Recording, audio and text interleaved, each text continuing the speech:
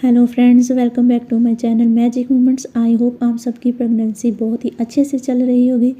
तो आज मैं बात करने वाली हूँ, जब आपने बेबी बॉय को कंसीव किया होता है तो किन किन अंगों में आपको दर्द होता है बेबी बॉय के टाइम पे। देखिए, मेरा ये चैनल लिंग में भेदभाव करने के ऊपर बिल्कुल भी नहीं है और ना ही मैं इन चीज़ों को बढ़ावा देती हूँ।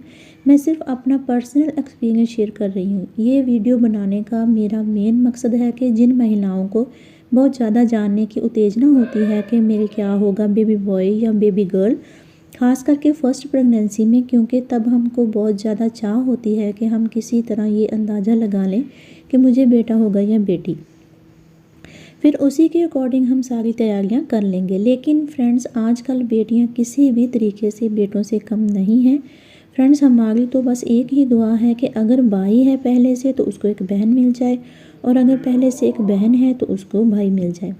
लेकिन वीडियो स्टार्ट करने से पहले एक रिक्वेस्ट ज़रूर करूँगी आप सबसे कि प्लीज़ मेरे चैनल को सब्सक्राइब जरूर कर लीजिए और मेरी यूट्यूब फैमिली का हिस्सा बन जाइए, ताकि मेरी आने वाली कोई भी वीडियो आप मिस ना कर दें। तो चलिए फ्रेंड्स, वीडियो स्टार्ट करते हैं और जानते हैं कि किन किन अंगों में दर्द रहता है जब आपने बेबी बॉय को कंसीव किया होता है। फ्रेंड्स, मेरे साथ पता है क्या होता था कि जब मैं रात को सोती थी तो जो मेरे पैर की नस होती है ना, जिसे कहते हैं कि नस चढ़ जाना, मेरे साथ ये बहुत ज़्यादा प्रॉब्लम हुई है दोनों ही प्रेगनेंसी में, और मुझे दोनों बार ही बेबी बॉय हुए थे। तो मेरे पैर की जो नस थी वो चढ़ जाती थी रात को सोते टाइम, और मैं ज़ोर ज़ोर से चिल्लाती थी कि हाय मेरा पैर।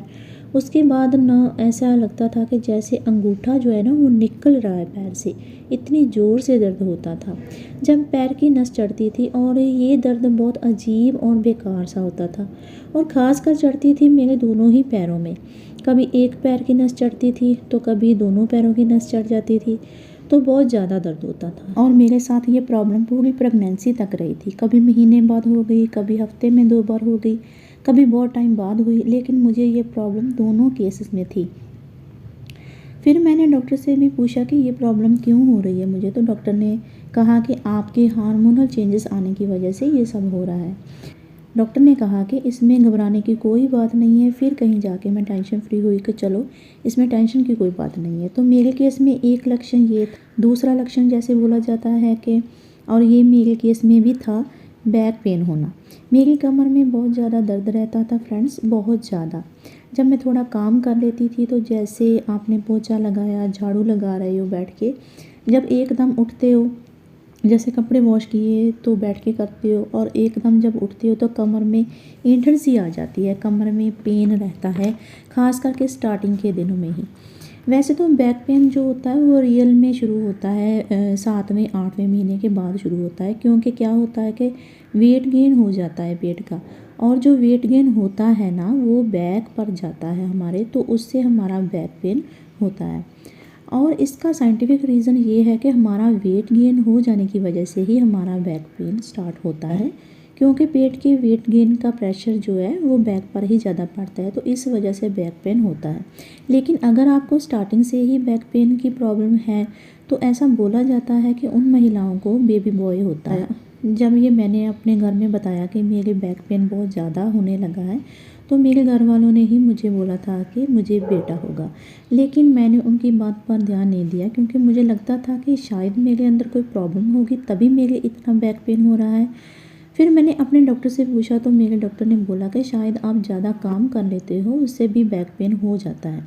जैसे क्या होता है प्रेगनेंसी में कि जब प्रेगनेंसी कंसीव होती है तो धीरे धीरे वेट गेन होना शुरू होता है। काम तो जो हमारा हाउसवाइफ का होता है वो हम सब करते ही हैं, उसमें तो हम कोई कमी नहीं छोड़ते हैं, वो तो हमें करना ही करना है।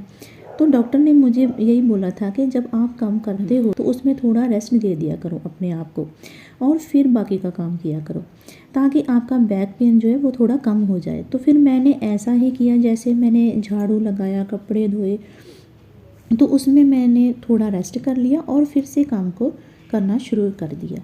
मुझे फिर थोड़ा इसमें ये फ़ायदा हुआ कि मुझे इसमें थोड़ा ना पेन में रिलीफ मिलना शुरू हो गया। वरना मेरी पूरी प्रेगनेंसी में दोनों केसेस में ही मुझे बैक पेन पूरी प्रेगनेंसी पूरे 9 मंथ तक रहा। ये लक्षण तो मेरे ऊपर बहुत ही सटीक था, इसीलिए मैं आपके साथ भी यही शेयर कर रही हूँ। तीसरा लक्षण ऐसा बोला जाता है कि देखिए ये लक्षण आपके ऊपर कितना सटीक बैठता है या नहीं, ये आपके हार्मोन के ऊपर है। ज़रूरी नहीं कि जो मेरी प्रेगनेंसी में मेरे साथ हुआ था वही आपके साथ भी हो। सिर्फ मैं इस वीडियो के थ्रू अपना एक्सपीरियंस शेयर कर रही हूँ कि मेरे साथ क्या क्या सिम्टम थे। तीसरा सिम्टम जो मेरे साथ मेरी दोनों ही प्रेगनेंसी में रहा था, बहुत ज़्यादा ये मेरे साथ सटीक था। देखिए जब आप मॉर्निंग में उठते हो, बहुत ज़्यादा जो हमारा शरीर होता है वो रिलैक्स हुआ होता है, हल्का महसूस करता है, क्योंकि हम सो के उठे होते हैं ना। शरीर में जो थकावट होती है वो दूर हो जाती है सो के।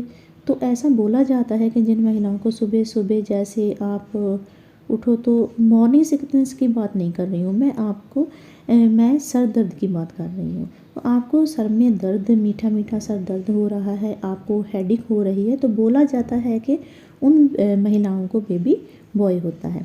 ये स्टार्टिंग का लक्षण है फ्रेंड्स। अगर आपके साथ ऐसा हो रहा है, आपके स्टार्टिंग के मंथ हैं, आपका जैसे सेकंड मंथ है या थर्ड मंथ है या फोर्थ मंथ है, तो ये प्रॉब्लम आ रही है, तो नेचुरल सी बात है कि आपको बेबी बॉय ही होने वाला है।